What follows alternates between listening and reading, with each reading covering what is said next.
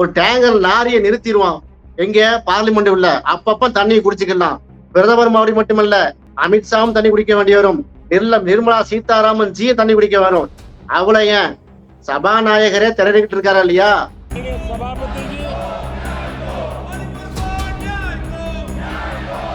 அதுக்குதான் மணிப்பூர் மணிப்பூர் கத்துனாங்க. மணிப்பூருக்கு ஏன் போகவில்லை? இப்ப மாதிரி போகட்டுமே, இத்தனை வருஷமா போகவில்லை.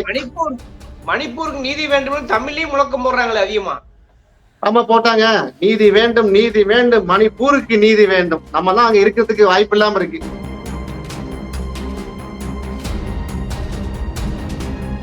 எங்களுடைய கட்சியுடைய எம்பி மஹிவா மொய்த்ராவை வந்து வெளியே தள்ளினீங்க, அவனோட குரவழையை நசுக்குனீங்க, திரும்ப வந்து அவங்க உட்கார வச்சிருக்க பாத்தீங்கன்னு சொல்லி கலாச்சாரம் செய்வாரு. அப்ப மோடி 400 பார் போனவங்கள என்ன ஆச்சு?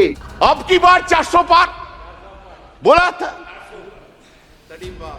खेल शुरू हो गया था सर। खेल तो बहुत सा खेल है सर, चू कित भी खेल है, चू कित में चू धरा 400 में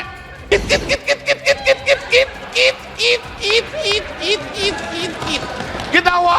பயங்கரமான ராணுவம் வந்து பயங்கரமா இருக்கா இந்தியா ராணுவம், பாராட்டுறோம். ரஃபேல் விமானத்துடைய கோப்பியம் காண போச்சு. ரஃபேல் விமானத்தினுடைய ஊழலுக்கு யாரு? ஜவஹர்லால் ஊழல் பண்ணாரு. ரஃபேல் விமானத்துக்கு வந்து ஊழல் பண்ண இந்திரா காந்தியா பண்ணாங்க. அது ராகுல் காந்தி பண்றாரா?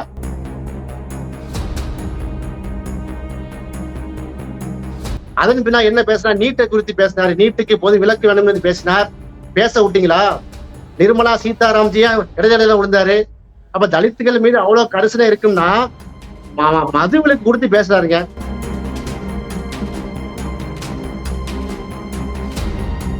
அம்பேத்கருக்கும் நம்முடைய ஜவஹர்லால் நேருவுக்கும் வந்து ஒரு மிஸ் அண்டர்ஸ்டாண்டிங் வந்துட்டு கருத்து வேறுபாடு வந்த மாதிரி நீங்க முழு பூசணிக்காய் சோத்தில் மோடி மறைத்தால், மோடி வேண்டாம் முட்டாளா இருக்கலாம், பிரதமர் மோடி வேண்டாம் இதுக்கு தெரியாம இருக்கலாம்.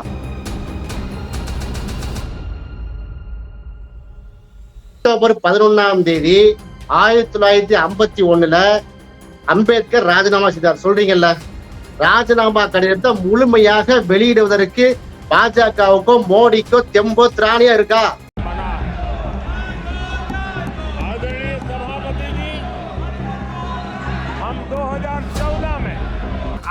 ஒரு பிரதமர் பேச விட்டு பேச விடலாம், பேசாம ஊட கத்திய அந்த மாதிரி உட்கார வைக்கிறது சரியா? 1000 இருந்தா ஒரு பிரதமர் இல்லையா அவரு? இவிஎம் அடிச்சு மாத்தி வந்தா இப்படிதான் இருக்கும், நேரமையா ஜெயிக்கணும்.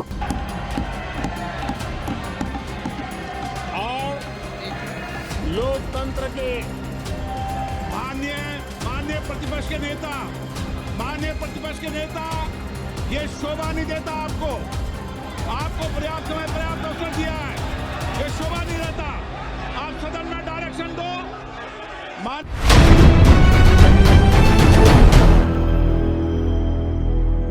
அறக்கழகம் பார்வையாளருக்கு வணக்கம். இன்னைக்கு நம்ம சந்திக்கிற அரசியல் ஆளுமை வழக்கறிஞர் திரு அகமது சாஹிப் அவர்கள். வணக்கம்.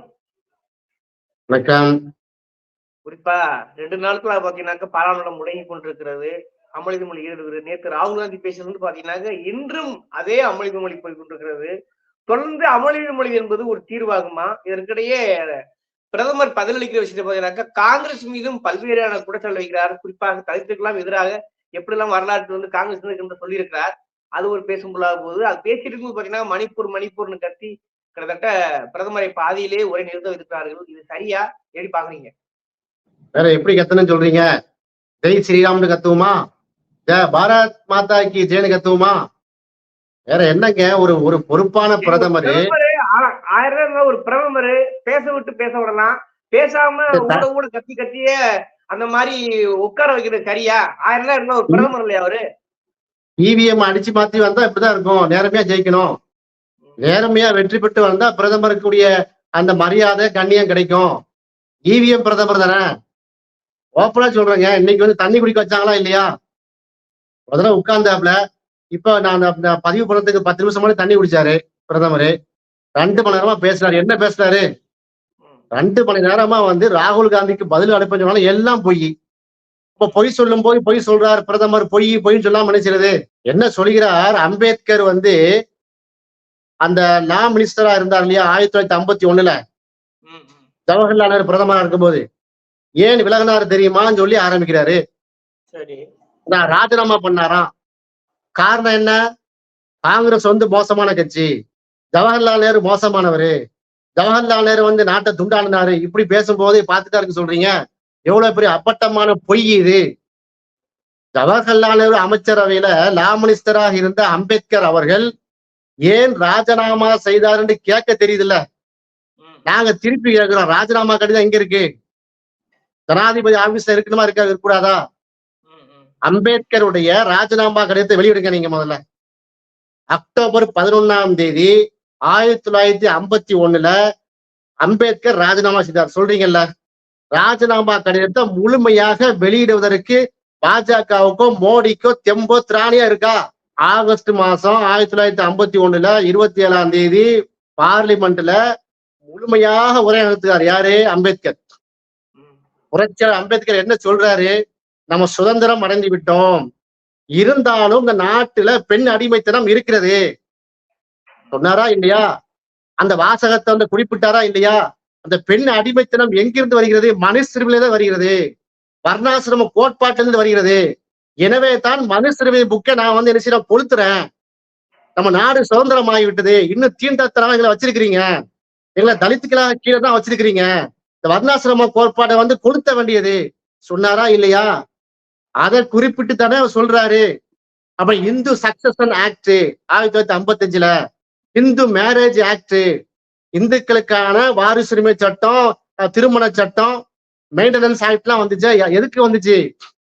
அதுக்கும் போராட்டம் நடத்துது அம்பேத்கர் தான். அப்ப எல்லாம் வந்து சோத்துல முழு பூசணிக்காவை சோத்தில் மறைத்து விட்டு அம்பேத்கர் ராஜினாமா பண்ணிட்டாரு. அம்பேத்கர் ராஜினாமா பண்ணிட்டாரு. அம்பேத்கர் தெளிவாக வந்து ராஜினாமா சொன்னாரு. உடனே ஏத்துக்கிட்டாங்களா? நேரு ஏத்துக்கிடலையே. நீங்க எதுக்கு ராஜினாமா பண்ணணும்? ஆகஸ்ட் மாசம் ராஜினாமா பண்றாரு. அக்டோபர் மாசம் வரைக்கும் வந்து பார்லிமெண்ட் இருக்காரு. 1951 ஆகஸ்ட் மாசம் ராஜினாமான்னு சொல்றாரு. எதுக்காக சொல்கிறார்? உண்மையான சுதந்திரம் இல்ல, எங்களை இன்னும் அடிமைப்படுத்தான் செய்யறாங்க, இந்த வர்ணாசிரம கோட்பாடு இருக்கிற வரை நாட்டுல சுதந்திரம் இல்லை அப்படிதான் சொன்னாரு. இந்த வரலாற்றை எல்லாம் மறைத்து விட்டு அந்த ராஜினாமா கடிதத்திலேயே அம்பேத்கர் குறிப்பிட்ட நிலையில என்னமோ புரட்சியாளர் அம்பேத்கருக்கும் காங்கிரஸுக்கும் சண்டை வந்த மாதிரி, அம்பேத்கருக்கும் நம்முடைய ஜவஹர்லால் நேருவுக்கும் வந்து ஒரு மிஸ் அண்டர்ஸ்டாண்டிங் வந்துட்டு கருத்து வேறுபாடு வந்த மாதிரி நீங்க முழு பூசணிக்காய் சோத்தில் மோடி மறைத்தால், மோடி வேண்டாம் முட்டாளா இருக்கலாம், பிரதமர் மோடி வேண்டாம் இதுக்கு தெரியாம இருக்கலாம், உட்கார்ந்து காங்கிரஸ்காரங்களா மடையர்களா, வரலாற்றை படித்தவர்கள் அல்லவா? அது என்ன உங்களுக்கு தலித்துகளுக்கு மேல அவ்வளவு கரிசனை வந்துட்டு இன்னைக்கு மோடிக்கு? ராகுல் காந்திக்கு பதில் சொல்லும் போது மோடிஜிக்கு அவ்வளவு கரிசனை வந்துட்ட. அப்படி கரிசனை உண்மையாக இருக்குமே ஆனால் திருமாவளவன் தலைவர் வந்து பேசுறாரு, வெறும் 8 நிமிஷம் பேசுறாருங்க. என்ன பேச? நன்றி தெரிவித்தார் ஓட்டு போட்ட மக்களுக்கு. அந்த பிஜேபி வந்து பாடம் படிக்கணும். நீங்க உங்களை வந்து இப்படி முட்டுச்சண்டில நிப்பாட்டி வச்சிருக்கிறோம், உங்களுக்கு தனி மெஜாரிட்டி இல்லாம மக்கள் ஆக்கியிருக்காங்க, காரணம் கான்ஸ்டிடியூஷனை நீங்க என்ன செஞ்சீங்க? அட்டாக் பண்ணீங்க, அது நீங்க பாடம் படிக்கன்னு சொன்னார், எச்சரித்தாரு. அதன் பின்னா என்ன பேசினார்? நீட்டை குறித்து பேசினார். நீட்டுக்கு பொது விலக்கு வேணும் என்று பேசினார். பேச விட்டீங்களா? நிர்மலா சீதாராம்ஜியா இடையில விழுந்தாரு. அப்ப தலித்துகள் மீது அவ்வளவு கரிசனை இருக்கும்னா மது விலக்கு கொடுத்து பேசுறாருங்க திருமாவளவன் அவர்கள். நாடு ஃபுல்லா வந்து என்ன செஞ்சுட்டு போதை பழக்கம் அடிமையாகி விட்டது. உடனே அவங்களுக்கு ஒத்துக்கிட்டு வருது. ஏன்? குஜராத்ல தான் அவ்வளவு போதை மருந்து இறங்குது. குஜராத்துடைய அந்த துறைமுகத்துல, அதானியுடைய துறைமுகத்தில் தான் நாடு முழுல வந்து டிஸ்ட்ரிபியூட் ஆகக்கூடிய விநியோகிக்கக்கூடிய அத்தனை போதை வசதிகளும் இறங்குவதை சுட்டி காட்டுறாரு திருமாவளவன். அப்ப எழுச்சி தமிழ் திருமாவளவன் பேச விட்டீங்களா? அனுமதிச்சீங்களா? டைமை வந்து ஸ்டார்ட் பண்றீங்க, மைக் ஆஃப் பண்றீங்க. நிர்மலா சீதாராமன் வெளியிறாரு, பார்த்து இது வந்து நீங்க திமுக அரசை சொல்லுங்கிறாரு. திமுக சொல்லிதான் இருக்கிறோம். கள்ளக்குறிச்சியில 52 பேர் இறந்துவிட்டா நீங்க திமுக அரசுல நிறுத்தான் செய்றீங்க, ஆர்ப்பாட்டமே அறிவிச்சிருக்காங்க. அப்ப இவர்கள் வந்து போலியாக அம்பேத்கரை கையில் எடுத்து அம்பேத்கருக்கு இவங்க என்னமோ சப்போர்ட் பண்ற மாதிரியும் தலித்களுக்கு இவர்கள் சப்போர்ட் பண்ற மாதிரி மோடி பேசும்போது கூச்சல் வராம என்ன செய்யும்? குழப்பம் வராம என்ன செய்யும்? அதனால கூச்சல் குழப்பம் அவர் வந்திருக்குது. இல்ல சார், அப்படின்னா அம்பேத்கர், ஏன்னா அம்பேத்கர் வந்து ஏதோ ஒரு காரணத்தால விலகுறாங்கிறது உண்மைதானே? அதனாலதான் அவர் வரலாறு தேடி போறாரு மோடி.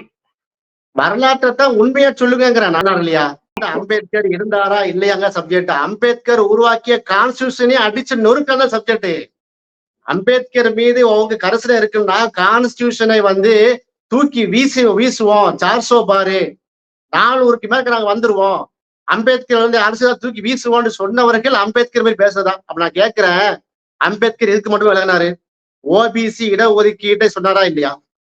ஓபிசி உடைய இடஒதுக்கீடு, இந்த சாதிக கட்டமைப்பத்துக்கு வந்து அடிச்சு தூக்கி தூரம் போடுங்க, அந்த மக்களுக்கு கூட இடஒதுக்கீடு கொடுங்க சொன்னாரா இல்லையா? அதுக்கு சேர்த்தன வழங்குறீங்களா? பிஜேபி வந்து இந்த ஓபிசி இடஒதுக்கீடு வழங்குமா? என்ன முட்டாள்தனமானது? எதுக்கு எடுத்தாலும் ஜவஹர்லால் நேரு. அதுக்கு அடுத்து பாத்தீங்கன்னா ராணுவத்தை பயங்கரமா கட்டமைச்சிருக்காராம். இந்த 10 ஆண்டுகள்ல எந்த எதிரி நாடும் தன்னுடைய இந்தியாவோடு போர் செய்யும் போது அப்படி நின்று அடிக்கிற அளவுக்கு கட்டமைச்சிருக்கோம். இதுக்கு நாங்க தான் காரணங்கிறார். ஏப்பா ஜவஹர்லால் நேரு தான்ப்பா இதுக்கு காரணம். இதுக்குத்தான் முதல் காரணம் ஜவஹர்லால். ஏன்? இந்திய தயாரிப்பு நவீனமாக்கப்பட வேண்டும். இந்த விஞ்ஞான ஆராய்ச்சிக்கு வந்து இஸ்ரோல இருந்து ஆரம்பித்து ராணுவ தடவாளங்கள் உற்பத்திக்கு முதல் கையெழுத்து போட்ட ஜவஹர்லால் நேரு. இந்த வரலாற்றை எல்லாம் மறைத்து விட்டு இன்னைக்கு நம்ம ராக்கெட் போறோம், அதை விடுறோம்னா எல்லாத்துக்கும் காரணம் யாரு? ஜவஹர்லால் நேரு, இந்திரா காந்தி, காங்கிரஸ் உடைய பாரம்பரிய குடும்பம் தான் காரணம். பயங்கரமான ராணுவம் வந்து பயங்கரமா இருக்கா இந்தியா ராணுவம், பாராட்டுறோம். ரஃபேல் விமானத்துடைய கோப்பியம் காணாம போச்சு. ரஃபேல் விமானத்தினுடைய ஊழலுக்கு யாரு? ஜவஹர்லால் ஊழல் பண்ணாரு. ரஃபேல் விமானத்துக்கு வந்து ஊழல் பண்ண இந்திரா காந்தியா பண்ணாங்க. அது ராகுல் காந்தி பண்றாரா? ரஃபேல் விமானத்துக்கு ராணுவத்துக்கு வாங்கின விமானத்துல ஊழல் செய்த கட்சி எதுங்க? பிஜேபி தானங்க. இந்த ஊழல நேரடி தொடர்பு கொண்டது யாருங்க? மோடி தானங்க. அப்படின்னா ராணுவம் கிடைக்கிறீங்க, அது எல்லாம் பொய். அப்புறம் பயங்கரமான ஊழலாம். யார் ஊழல் பண்ணா? ஓபர்ஸ் ஊழலை பத்தி பேசுறாரு. ஓபர்ஸ் ஊழலை வந்து அது ஒரு சர்ச்சைக்குரிய விஷயம். அதே உடைய 100 மடங்குக்கு மேல வந்து அதானி அம்பானியுடைய கணக்கு வருது, ஹிண்டன்பர்க் ரிப்போர்ட் சொல்லுது. அந்த ஊழலை பத்தி பேசுவோமா? ஆக மொத்தத்துல பாத்தீங்கன்னா சம்பந்தம் இல்லாம பேசி நாடாளுமன்றத்தை வந்து மீன் கடமா ஆக்கிட்டாப்ல, சண்டை கடமா ஆக்கிட்டாப்ல, கூச்சல் குழப்பம். Right, okay. ஒரு பிரதமர் பேசிட்டு இருக்காரு, அவர் தண்ணி குடிக்க வர அளவுக்கு இடம் வைக்கிறாங்க. குறிப்பாக கல்யாண் மொய்தீன் திரிணாமுல் காங்கிரஸ் இவர் வந்து எங்க 400 வாங்கினீங்க, 400 பெரும்பான்மை கிடையாதுன்னு சொல்லி கலாய்ச்சி லிஸ்ட் போட்டு மியூசிக் போட்டு கலாய்க்கிறாரு. சரியா? அப்ப அப்படிதான் வரும். இவங்க வந்து எங்கெல்லாம் வெஸ்ட் பெங்காலுக்கு போனாங்கிறோ மோடி போய் அங்க வன்முறையை தோன்ற மாதிரி பேசினார். அங்கே ரொம்ப ஸ்ட்ராங்கா இருக்கக்கூடிய மம்தா பானர்ஜியை ஒரு மேல விமர்சனம் பண்ணாரு. திரிணாமுல் காங்கிரஸ் வந்து ரொம்ப மோசமா விமர்சித்தார். இவர் எங்கெல்லாம் போனாலும் அந்த இடங்களை எல்லாம் சுட்டி காட்டி, நீங்க பாத்தீங்கன்னா நீங்க வந்த இடத்துல கூட நீங்க தோற்கல, சுத்தி வர இருக்கலாம் தோர்த்திருக்கிறீங்க. நீங்க குறிப்பா வந்து அங்க வந்து இந்து முஸ்லீம் கிறிஸ்தவன் பேசி துண்டாடுனீங்களே, அந்த இடத்துல 2 லட்சம் ஓட்ட தோத்திருக்கிறீங்க என்றெல்லாம் சொல்லி அங்க பட்டியல் போட்டாங்க. போடாம என்ன செய்வாங்க? எங்களுடைய கட்சியுடைய எம்பி மஹிவா மொய்த்ராவை வந்து வெளியே தள்ளினீங்க, அவனோட குரல்களை நசுக்குனீங்க, திரும்ப வந்து அவங்க உட்கார வச்சிருக்க பாத்திரலாம் சொல்லி கலாய்க்கதான் செய்வாரு. அப்ப மோடி 400 போனவங்கள என்ன ஆச்சு? 240 நிப்பாட்டி இருக்க, 63 சீட்டை காணாம 303 இருந்தத, ஏற்கனவே இருந்த 303 இருந்து 63 சீட்டை காணாமையான்னு கேட்கதான் செய்வாரு. அதுல கிட்ட ஷெட்யூல் காசை பத்தி பேசுறாரு, ஷெட்யூல் ட்ரைப் மலைவாழுடைய மக்களை பத்தி எல்லாம் பேசுறாரு. அதுக்குதான் மணிப்பூர்னு கத்துனாங்க. மணிப்பூருக்கு ஏன் போகவில்லை? இப்பமாதிரி போகட்டுமே, இத்தனை வருஷமா போகவில்லை. மணிப்பூருக்கு நீதி வேண்டும் தமிழ்லயும் முழக்கம் போடுறாங்களே அதிகமா. ஆமா போட்டாங்க. நீதி வேண்டும், மணிப்பூருக்கு நீதி வேண்டும். நம்ம தான் அங்க இருக்கிறதுக்கு வாய்ப்பு இல்லாம இருக்கு. வாய்ப்பு தந்தா நம்ம இதோட மேல என்ன செய்வோம்? வலிமையான கருத்துல எடுத்து வைப்போம், காலச்சக்கரம் பாத்துக்கலாம். ஏன்னா மணிப்பூரை பொறுத்த வரையில மணிப்பூருடைய எம்பி 2 எம்பில வந்து காலியா போச்சா இல்லையா? காரணம் என்ன? பிஜேபி மேல கோபம். இவர்கள் தானே அந்த வன்முறையை தூண்டி விட்டாங்க. நாட்டுடைய பாதுகாப்பை பற்றி மோடி பேசுகிறாரு, மணிப்பூரை பாதுகாக்க முடியலையாங்க. அந்த குக்கினத்த மக்களை ஏன் காலி பண்றீங்க? அங்க ஏன் வன்முறை விளையாட்டத்தை நடத்துறீங்க? காரணம் என்ன? அதானி அம்பானியுடைய அந்த இயற்கை வளத்தை தார வைக்கிறதுக்கு தானே. இதை தெரிந்த காரணத்தினால்தான் மணிப்பூர்ல செம அடி அடிச்சிருக்காங்க உங்களுக்கு. அந்த மணிப்பூருடைய எம்பி கொந்தளிச்சாரா இல்லையா? ஆக மொத்தத்துல பிரதமர் மோடி தன் வாழ்நாளில் கன்றாத பார்லிமெண்ட பாக்குறாரு. இன்னும் 20-30 சீட்டு இங்க மாறி விழுந்திருந்தா இந்தியாவுடைய பார்லிமெண்ட் வந்து வளர்ச்சி பணி நோக்கி போயிட்டு இருந்திருக்கும். ராகுல் காந்தி மாதிரி நல்ல ஒரு தலைவர்கள் எல்லாம் காங்கிரஸ்ல வந்து விட்டார்கள். இந்தியா கூட்டணி ஆட்சி அமைந்திருந்தால் சிறப்பான முறையில் போயிருக்கு. நம்ம இப்படி கொந்தளிச்சு பேசிக்கிட்டு அவசியம் இல்லை. மோடியுடைய பேச்செல்லாம் இப்படி பேசிட்டு இருக்க வேண்டிய அவசியம் இல்லை. ராகுல் காந்தி பேசினதையும் அவை குறிப்பில் நீக்கிருக்காங்க முக்கியமான வாசகங்கள் எல்லாம். மொத்தமாவே நீக்கிற வேண்டியதானே? ஏற்கனவே ராகுல் காந்தியவே நீக்கினவர்கள் தான். இன்றைக்கு நேற்று அவ்வளவு கொந்தளிப்போடு பேசுகிறார். இந்து, முஸ்லிம், கிறிஸ்தவ, ஜைன, சீக்கிய மதங்களை அனைத்துமே அஹிம்சையை போதிக்கிறது, அமைதியை போதிக்கிறது, இங்க பயப்படாதீங்கன்னு தைரியம் ஊட்டுகிறது. எனவே நாங்கள் பயப்படவில்லை என்று தெளிவாக அதனுடைய குர்ஆன் வசனங்களை, பைபிளுடைய வசனங்களை எல்லாம் சொல்லி என்ன செஞ்சாரு, நேற்று ஒரு சிறந்த போதனை பண்ணாரு. அது மட்டும் இல்ல, ஆர்எஸ்எஸ்க்கும் இந்துக்கும் சம்பந்தம் கிடையாது. ஆர்எஸ்எஸ் வந்து இந்து கிடையாது. பிஜேபி வந்து இந்துவுடைய முக்கிய ஒட்டுமொத்த பாதுகாவலன் கிடையாது. மோடி இந்துக்களுடைய பிரதிநிதி கிடையாது. நானும் இந்து தான் அப்படின்னு சொல்லி பிரகடனம் பண்ணாரு. அதெல்லாம் தூக்கிட்டாங்க. ஏன் தூக்காம என்ன செய்வாங்க? இது வரைக்கும் இந்து இந்து இந்துன்னு சொல்லி வந்து மிஸ்பிரசம் பண்ணிட்டு இருந்தாரு. அந்த இந்து மக்களே திரண்டு நின்று எனக்கு சந்துல பொந்துல நினைச்சிட்டாங்க. நீங்க பிஜேபி நிப்பாட்டி இருக்கிறாங்க. அந்த வருத்தம் தான் அவை குறிப்புல ஏறி விட்டால் காலங்காலமாக வந்து அவை குறிப்புல வந்துடும் இல்லையா? அந்த ஒரு மேட்ரு தான். நம்ம என்ன கேட்கிறோம், இந்தியாவை வந்து தூக்கி நிறுத்திருக்கிறேன். எங்க நிறுத்திருக்கிறீங்க? ஏன் இவ்வளவு பொய் சொல்றீங்க? காங்கிரஸ் ஊழல் கட்சி, காங்கிரஸ் ஆட்சியில இருக்குது. 10 வருஷமா நீங்க தான் ஆட்சியில இருக்கீங்க. ஊழல் குற்றச்சாட்டு உங்க மேலதான் இருக்கிறது. ராணுவத்தை பயங்கரமா ஸ்டெடியா வச்சிருக்கீங்க. எங்க ஸ்டெடியா வச்சிருக்கீங்க? ஊழல் பண்ணிட்டு இருக்கிறீங்க. அங்க ராணுவம் ராணுவம் என்று சொல்கிறார். கையாளத்தகமான விஷயம். ராணுவம் ரொம்ப ஸ்ட்ராங்கா இருக்குங்கிறாங்க. ராணுவம் ஸ்ட்ராங்கா தான் இருக்கு. வழிநடத்துறதுக்கு உங்களுக்கு தலைமை சரியில்லை. சைனா பார்டர்ல இமாச்சல் பிரதேசத்துல, அருணாச்சல பிரதேசத்துல எல்லாம் உள்ள வந்து டென்ட் அடித்து குடித்தனம் நடத்தி கூட்டு குடும்பமா சைனாக்காரன் இருக்கானே. பல 1000 கிலோமீட்டர் வந்து தார வார்க்க போட்டு விட்டத மீட்க வேண்டியதானே? அது காங்கிரஸ் கேட்டுக்கிட்டே இருக்குத.